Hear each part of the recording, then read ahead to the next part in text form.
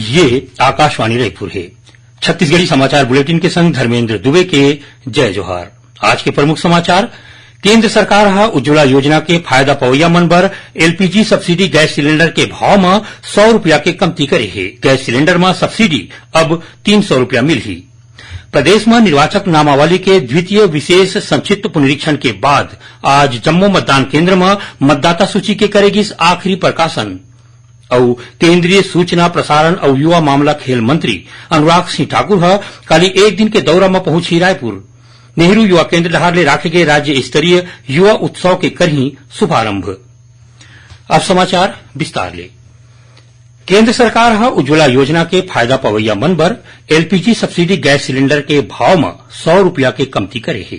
केंद्रीय मंत्रिमंडल के बैठक के बाद सूचना और प्रसारण मंत्री अनुराग सिंह ठाकुर बताइन कि उज्ज्वला योजना के लाभार्थी मन बर एलपीजी सब्सिडी में प्रति सिलेंडर 100 रुपया के बढ़ोतरी हो जाही। अब गैस सिलेंडर में सब्सिडी 300 रुपया मिलही। इति केंद्रीय संस्कृति और पर्यटन मंत्री जी किशन रेड्डी बताइन कि केंद्र सरकार राष्ट्रीय हल्दी बोर्ड के स्थापना ला अधिसूचित करे है। उमन कहिन कि राष्ट्रीय हल्दी बोर्ड हल्दी के बारे में जागरूकता के संगे संग खपत और निर्यात बढ़ाए बर बाजार विकसित करे में बड़का भूमिका निभाही।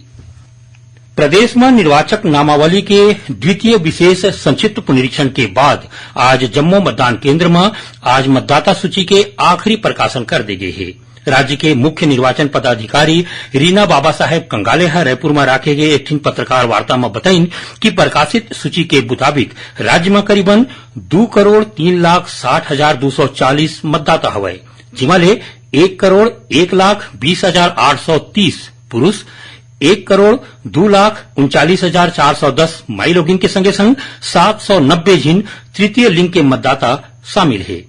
ओमन बताइन कि निर्वाचक नामावली के दूसर विशेष संक्षिप्त पुनरीक्षण के बाद राज्य में 7,19,825 मतदाता बाढ़े है। राज्य में ए बेरा 18 ले 20 साल उम्र के करीबन 18,68,000 मतदाता हवे, जौन मन एसो होवैया विधानसभा चुनाव में पहली घाव वोट डारही। त उहें राज्य में 80 साल ले ज्यादा उम्र वाले मतदाता मन की संख्या करीबन 1,86,000 हवे। आज जारी मतदाता सूची अवैया विधानसभा चुनाव पर काम करही। फिर नवा मतदाता मन के नाव जोड़े के काम चलत रही। मुख्य निर्वाचन पदाधिकारी बताइन कि चुनाव कार्यक्रम घोषित होए के बाद नामांकन दाखिल करे के आखिरी तिथि के 10 दिन पहली तक मतदाता सूची में नाव जोड़े जैसन अर्जी करे जा सकी। केंद्रीय सूचना प्रसारण और युवा मामला खेल मंत्री अनुराग सिंह ठाकुर एक दिन के दौरा में काली रायपुर आवत है। केंद्रीय मंत्री रायपुर में नेहरू युवा केंद्र संगठन डहार ले राखे गए 2 दिन के राज्य स्तरीय युवा उत्सव के शुभारंभ करही।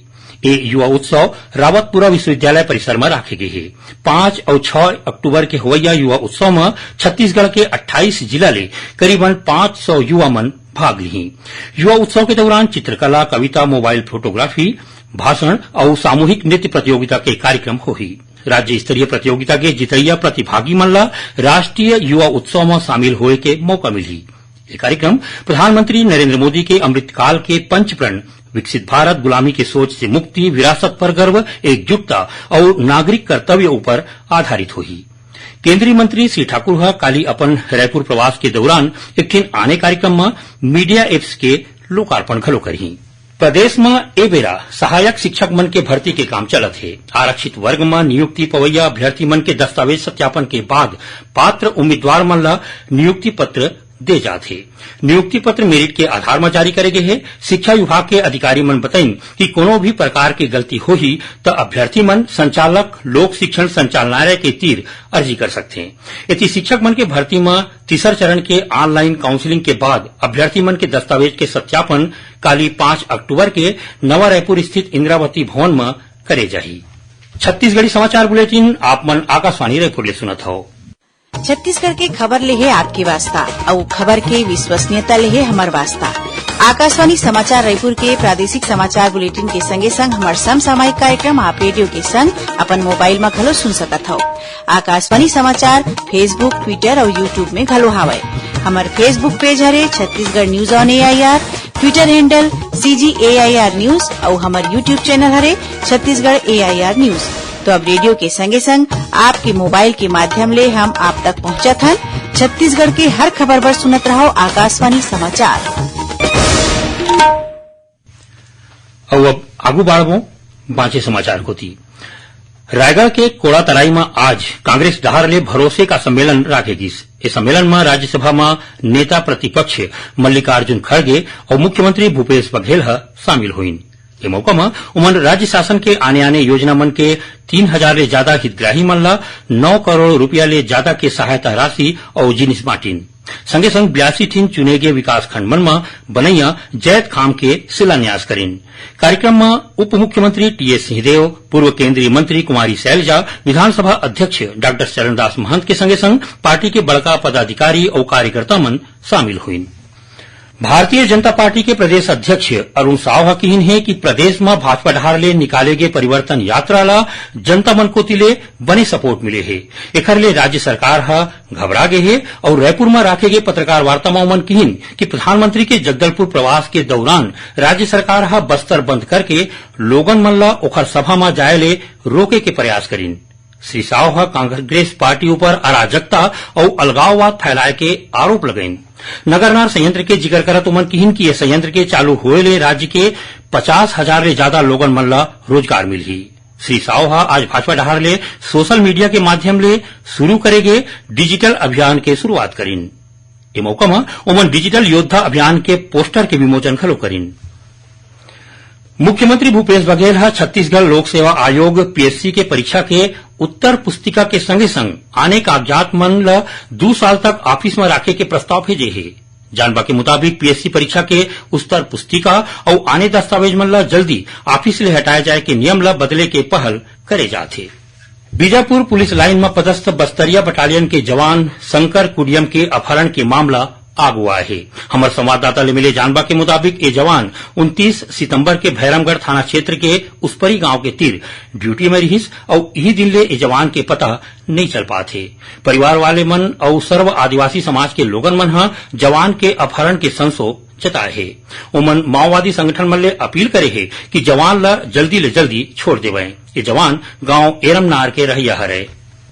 रायपुर के बुढ़ापारा स्थित आउटडोर स्टेडियम में ए बेरा सीनियर राज्य स्तरीय तीरंदाजी प्रतियोगिता चलत है। ये प्रतियोगिता में प्रदेश के 12 जिला मन के 150 खिलाड़ी मन शामिल होवत है।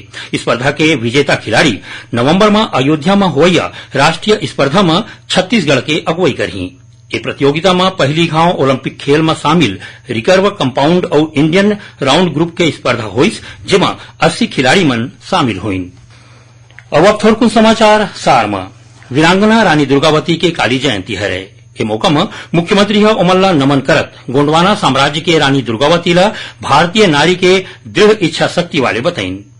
कोंडागांव जिला में हुए ग्राम सभा मन में आयुष्मान भव कार्यक्रम के बारे में लोगन मन ला जागरूक करेगी।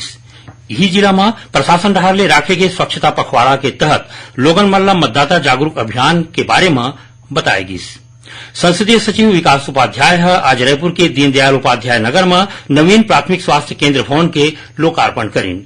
छत्तीसगढ़ योग आयोग डहार ले आज रायपुर के शंकर नगर स्थित बालाजी उद्यान में 48वां निःशुल्क योगाभ्यास केंद्र के शुभारंभ करीन और जिला रोजगार और स्वरोजगार मार्गदर्शन केंद्र रायपुर में 6 अक्टूबर के बिहनिया 11 बजे ले मझनिया 3 बजे तक जॉब फेयर के आयोजन करे जाही।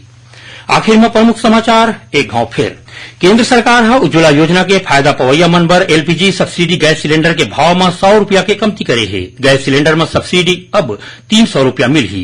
प्रदेश में निर्वाचक नामावली के द्वितीय विशेष संक्षिप्त पुनरीक्षण के बाद आज जम्मू मतदान केंद्र में मतदाता सूची के करेगी आखिरी प्रकाशन और केंद्रीय सूचना प्रसारण और युवा मामला खेल मंत्री अनुराग सिंह ठाकुर काली एक दिन के दौरा में पहुंची रायपुर नेहरू युवा केंद्र डहार ले राखे गए राज्य स्तरीय युवा उत्सव के करही शुभारंभ। एक संग छत्तीसगढ़ी समाचार बुलेटिन यहीं सिरावत है। जय जोहार।